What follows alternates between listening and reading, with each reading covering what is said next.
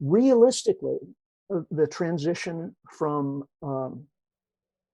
fossil fuels to renewable energy is going to entail a significant downsizing of our energy usage, and that's going to have impacts across the board. It's going to require shortening supply chains. It's going to require economic localization.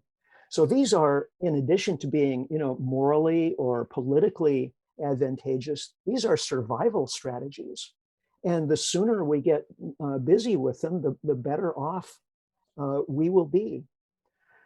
I would also like to mention, while we're on this subject, that the big environmental organizations, in my view, have, I think, failed us on this topic, because for the most part, they are telling us that all we have to do is transition to solar and wind and everything will be fine. And that's far, far from being the case. Back in the 1970s, the popular books were Limits to Growth and Small is Beautiful. And those ideas have pretty much vanished from the big environmental organizations.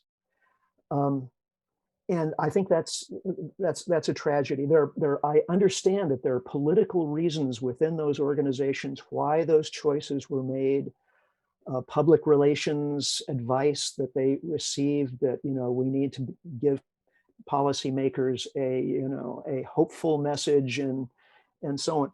Great, I get that, but if it's at the cost of telling the truth, that's a pretty big price to pay. And unfortunately, I think that there are pretty few people who are out there now actually telling the truth about the energy transition, what it means, and what it's going to look like.